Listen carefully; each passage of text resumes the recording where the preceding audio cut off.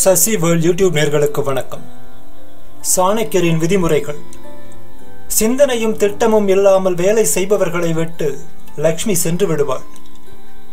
நாம் நமது சிந்தனையை அறிவாற்றல், கேள்வி மற்றும் சந்தேகத்தால் நிலைப்படுத்திக் கொள்ள வேண்டும். ஒருவர் அறிவற்றவரின் வேலைக்கு முக்கியத்துவம் கொடுக்கக்கூடாது. ஒரு பூச்சி கூட கிடைத்த சந்தர்ப்பத்தில் சூழ்நிலையை மாற்றலாம். ஒருவர் வல்லமை பெற்றதில்தான் வேலை செய்ய வேண்டும். ஒருவர் வேலை முடிந்த பின் தான் அதை பற்றி விமர்சிக்க வேண்டும். சில சமயத்தில் அறிவாற்றல் உள்ளவர்களின் வேலை கூட துரதிர்ஷ்டம் மற்றும் மக்களின் தவறால் பாதியில் நின்றுவிடலாம். அதிர்ஷ்டம் அமைதியாக பாராட்டப்பட வேண்டும். மக்களால் கொண்டு வரப்படும் சிக்கல்கள் திறமையாக தீர்க்கப்பட வேண்டும். முட்டாள்கள் வேலை செய்யும் போது சிரமத்தை சந்தித்தால் தப்பு கண்டுபிடிப்பார்கள். ஒருவர் ஒரு வேலையை முடிக்க செய்வதற்காக தேவையற்ற அளவு தாராளமாக இருக்க வேண்டியதில்லை. கன்றுக்குட்டி அல்லது குழந்தை தாயின் மார்பில் உதைக்கும். ஒருவர் முயற்சி செய்யவில்லை என்றால் வேலையில் தடங்கள் இருக்கும். அதிர்ஷ்டத்தில் நம்பிக்கை இல்லாதவர்களின் வேலை முடியாது. தனது வேலையில் இருந்து தப்பித்து செல்பவர்கள் தங்களது உற்றார் உறவினரை பாதுகாத்துக் கொள்ள முடியாது. தனது கடமையை பார்க்காதவன் குருடன். வேலையில் பார்க்கக்கூடிய மற்றும் பார்க்க இயலாதவற்றை மனதில் கொண்டு பரிசோதனை செய்ய வேண்டும். முதலில் பரிசோதனை செய்யாத வேலையை செய்பவனை விட்டு லக்ஷ்மி சென்று விடுவாள். பரிசோதிக்காமல் செய்யப்படும் பணி பிரச்சனை ஏற்படுத்தலாம். ஆராய்ச்சி செய்து பரிசோதனை செய்த பின் ஆபத்து அகற்றப்பட வேண்டும். ஒருவரின் பலம் தெரிந்த பின் தான் பணியை துவங்க வேண்டும். அடுத்தவருக்கு உணவளித்த பின் உண்பவர் அமிர்தத்தை பருகுவார்கள். சமய சம்பிரதாயங்களை அனுசரிப்பவர்களின் ஆயுள் அதிகரிக்கும். ஒரு கோழை வேலையை பற்றி கவலைப்படுவதில்லை. ஒரு தொழிலாளி தனது முதலாளியின் தன்மையை புரிந்து கொண்டு வேலை செய்வார். ஒரு பசுவின் தன்மையை புரிந்து கொண்டவர் பாலை ருசிக்க முடியும். ஒருவர் ஒரு ரகசியத்தை அல்லது தனது எண்ணத்தை ஒரு தீயவனின் எதிரில் பேசக்கூடாது. ஒரு பணிவானவர் தனது நலம் விரும்பியால் கூட அவமதிக்கப்படுவார். கடுமையான தண்டனையை எல்லோரும் வெறுப்பார்கள். சரியான தண்டனையை அளிப்பவர் சிறந்தவராவர். ஒரு பணிவான பண்டிதர் சாந்தமாக இருப்பதால் அவருக்கு மரியாதை கிடைப்பதில்லை. ஒரு படித்தவர் விவரமாக விளக்குவது மக்களுக்கு வேதனை அளிக்கிறது. ஒரு பருமனானவர் விரைவில் சோர்வடைவார். ஒரு மன்றத்தில் அடுத்தவரை குற்றம் காண்பவர் உண்மையில் தனது தவறுகளை வெளிப்படுத்துகிறார். முட்டாள்களின் கோபம் அவர்களையே அழிக்கும். உண்மை பேசுபவர்கள் எதையும் இழப்பதில்லை. ஒருவர் பயமில்லாமல் எந்த பணியிலும் வெற்றி காண முடியாது. கெட்ட பழக்கங்களுக்கு அடிமையானவன் தனது குறிக்கோளை அடைவதற்கு முன்பே அதை நிறுத்திவிடுவான். நேரத்தை அனுசரிக்காதவர்கள் எப்போதும் கஷ்டத்தை சந்திக்க வேண்டும். சந்தேகம் இல்லாமல் ஏற்படும் சேதத்தை விட சந்தேகத்திற்கு பின் ஏற்படும் சேதம் மேலானது. அடுத்தவரின் செல்வத்தை வேறுபாடு காண்பது முறை அல்ல. தானம் அளிப்பது நல்ல பண்பாகும். அறியாதவர்களின் பாதையை பின்பற்றுவது சேதத்தில் முடியும். நியாயமான முறையில் சேகரித்ததுதான் உண்மையான செல்வம். தவறான முறையில் சேகரித்த செல்வம் இழிவானதாகும். செல்வம் மற்றும் பணத்தை அதிகரிப்பதற்கு வேலை செய்யாதவன் காமுகன். தவறான முறையில் செல்வம் மற்றும் பணம் சம்பாதிப்பதற்கு தவறான வழியில் செல்பவன் தவறு செய்கிறான். அமைதியாக பொது அறிவுடன் இருப்பவரை காண்பது சிரமம். துறவிகளும் நல்ல மனிதர்களும் கெட்ட வழியில் சம்பாதித்த செல்வத்தை மதிப்பதில்லை. ஒரு தவறு பல நல்ல தன்மைகளை கெடுத்துவிடும்.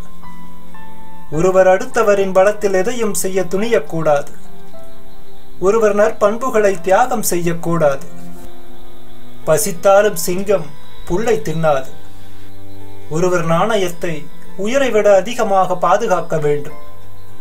வதந்திகளை கேட்கும் ஒருவரின் மனைவியும் மகனும் அவரை விட்டு சென்று விடுவார்கள். ஒருவர் குழந்தைகளின் பயனுள்ள பேச்சை கேட்க வேண்டும்.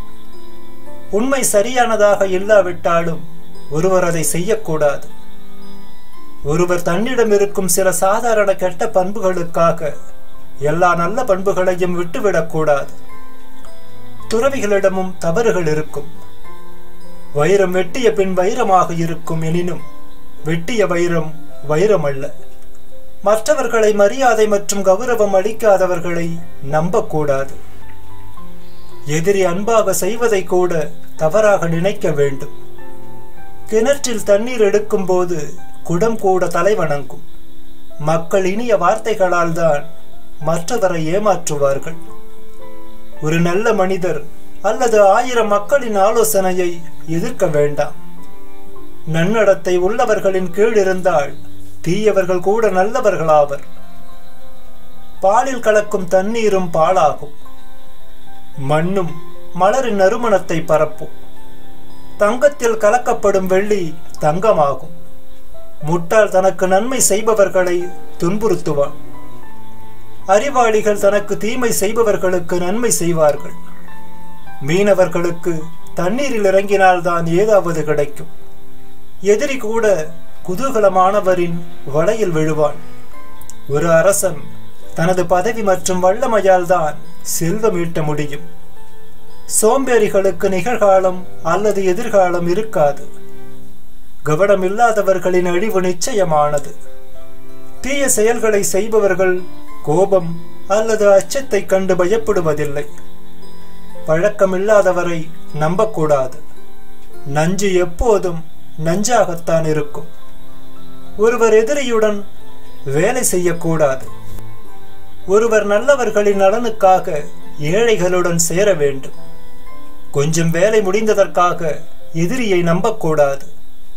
சில காரணங்களுக்காக உறவு நிரூபிக்கப்படுகிறது. ஒருவர் எதிரி மற்றும் நண்பரின் குழந்தைகளை பாதுகாக்க வேண்டும். எதிரியின் பலவீனத்தை அறியும் வரை அவரை நண்பராக பாவிக்கவும். ஒருவர் எதிரியின் பலவீனத்தை மட்டும்தான் தாக்க வேண்டும். உங்களது பலவீனத்தை காட்டக்கூடாது. உதவியற்றவர்களை தாக்குபவரும் எதிரியாவார். நீங்கள் கைது செய்த எதிரியை நம்பக்கூடாது. ஒருவர் உறவினர்களை கெட்ட பழக்கங்களை விடும்படி செய்ய வேண்டும். ஒருவரின் உற்றார் உறவினர் சரியாக நடத்தப்படாவிட்டால் அவருக்கு கோபம் வரும். உடலின் ஒரு அங்கம் ஊனமடைந்தாலும் அது சோகத்தை அளிக்கும். நல்ல நடத்தையின் மூலம் எதிரியை தோற்கடிக்கலாம். மோசமானவற்றை விரும்புபவர்கள் தீயவர்கள்.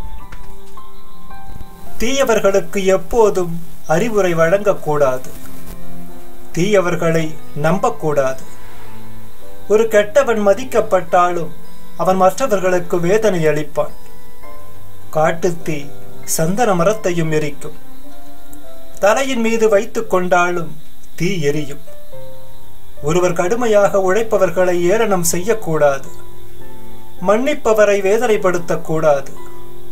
மன்னிக்க கூடியவரையும் வேதனைப்படுத்துதல் கூடாது. முதலாளி ரகசியமாக கூறியதை வெளிப்படுத்துபவன் முட்டாள். அறிவாற்றல் அன்பின் விளைவாகும். செல்வம் அறிவாற்றலின் பலனாகும். முட்டாள் தானமளிக்க வருத்தப்படுவான். பெரும் செல்வம் ஈட்டிய போதும் முட்டாள் அழிந்து போவான். பொறுமை மற்றும் தைரியத்தால் நோயை கூட வெல்லலாம். மீண்டும் சாணக்கிய விதிமுறைகள் அடுத்த பகுதியில் சந்திப்போம். நன்றி.